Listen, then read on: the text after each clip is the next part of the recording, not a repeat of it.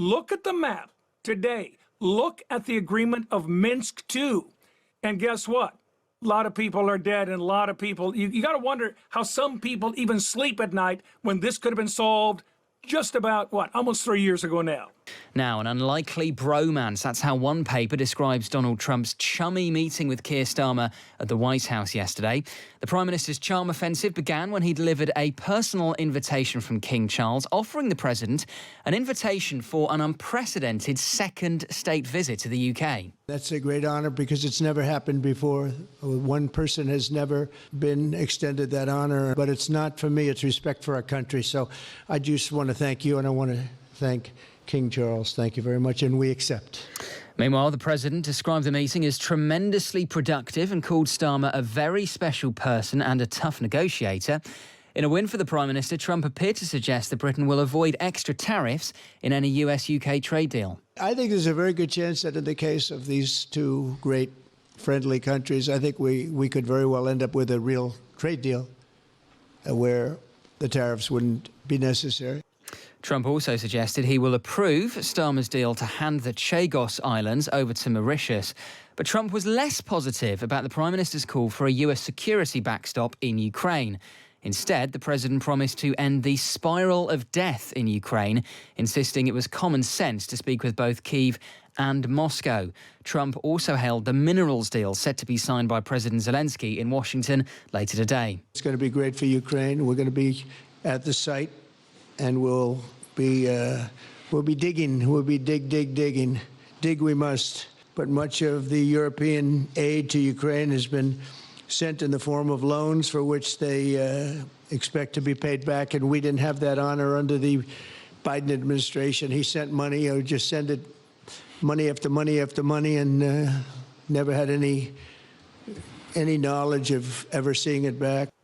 Well, with so much to unpack, let's get the thoughts of Tom Rivers, who's been a foreign correspondent for nearly 40 years. Good morning, Tom. Good morning. I mean, the papers this morning in the UK, at least, are writing this up as a bit of a diplomatic coup for Keir Starmer. Mm-hmm. Is that how you see it? Very much so. I think both sides coming, to this meeting at the behest, reminding that the UK wanted this meeting more certainly than Trump did. But the fact that, in fact, both sides came at this with very different political ideologies.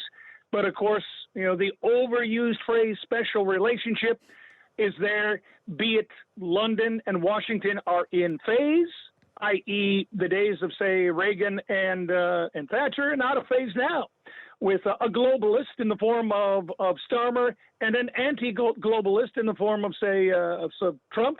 But again, yes, a win-win of the laundry basket of issues discussed very quickly yesterday. And of course, Donald Trump did respond very well to the personal invitation handed to him by Keir Starmer from King Charles for what was described as an unprecedented second state visit to the UK. I mean, just to put it into context, I think previous second-term presidents who've already had one state visit and have gone to the UK have got tea at Windsor Castle and have gone back to Downing Street, but haven't had a full formal state visit. How much would you say, Tom, straightforward flattery works on Donald Trump? It works very, very well. You saw him, reading the letter, flipping on to page 2, saying, "Is the signature there?" "Yes, it is." Handing it over to Keir Starmer. Yes, flattery does work very, very well with President Trump. And again, it's something that, as you say, has never had a U.S. president having two-state visits to the UK. So something very historical there, and something certainly grist for the mill for the American press corps and the British press corps to look forward to later on this year.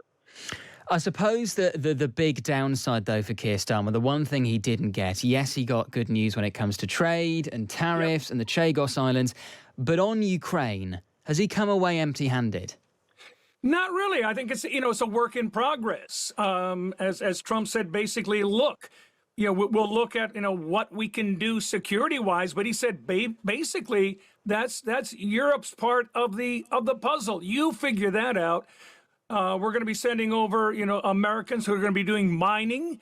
Interesting, a lot of the rare earths are on the eastern part of Ukraine, but be that as it may, He said, look, there's going to be a U.S. presence there. He also differentiated. He said, in a nutshell, Trump said, the support from Europe was, in fact, basically a loan that will be paid back, who knows, somewhere down the road, where he couched the $350 billion that the Biden administration had paid to Kyiv as a grant. Now, again, that's splitting hairs. Starmer said it's not that simple. Macron said the same thing, but that's how it's playing and plays well with the American public, saying we got to get something back.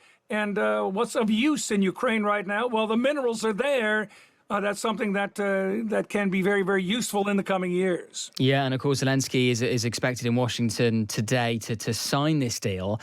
Do you think, Tom, that in effect it would be enough of a deterrent against future Russian aggression? I mean, Trump's argument would be that, look, if we've got these American contractors on the ground in Ukraine exploiting these Ukrainian minerals and rare earths, well, Vladimir Putin wouldn't be stupid enough to march into Ukraine if we've got American people on the ground, even if they're not military people on the ground. Do you think in reality that would be enough of a deterrent? I think it will. I mean, there's fatigue. As the president pointed out, and you think back, many people have said this. Lavrov mentioned it a couple of days ago again. There was an agreement that was ready to be implemented in Istanbul 2 months after this war began. We get this from Gerhard Schroeder, Naftali Bennett. We get this from Lavrov, et cetera, and some politicians in Kyiv. And at the behest of the West, basically the behest of Washington and London, said, no, don't sign up to anything. We'll keep doing, feeding you munitions, we'll feed you money, et cetera, et cetera. And as the president points out, over 1 million people are dead on both sides because that wasn't done. Look at the map today. Look at the agreement of Minsk II. And guess what? A lot of people are dead, and a lot of people, you got to wonder how some people even sleep at night when this could have been solved just about, almost 3 years ago now. Well, I mean, I suppose, the Istanbul proposals, though, a lot of people would cast as just a complete capitulation to Russia. It was basically giving the Kremlin everything they wanted, and it was not respecting the sovereign territory of Ukraine. Well, I mean, where are we now, James? What is the map going to look like? It's going to look just like Minsk II. It's going to look very, very close to that. Only difference is that a lot of billions, hundreds of billions have been spent. And then we have, as I say, about 1 million people plus who are dead on both sides. Let that sink in. Well, this is the big debate. And I suppose the debate is, whether if you sign a deal that it emboldens Vladimir Putin, whether we will have more bloodshed down the line, or whether there is a way of ending the war now, even if Vladimir Putin sees elements of it as a win. Tom, well, again, you think back when I covered, say, the fall of the wall, and James Baker III had an agreement with Gorbachev saying, look, you can have, yes, Germany can be reunited. Do not expand NATO. 16 countries in NATO at that time.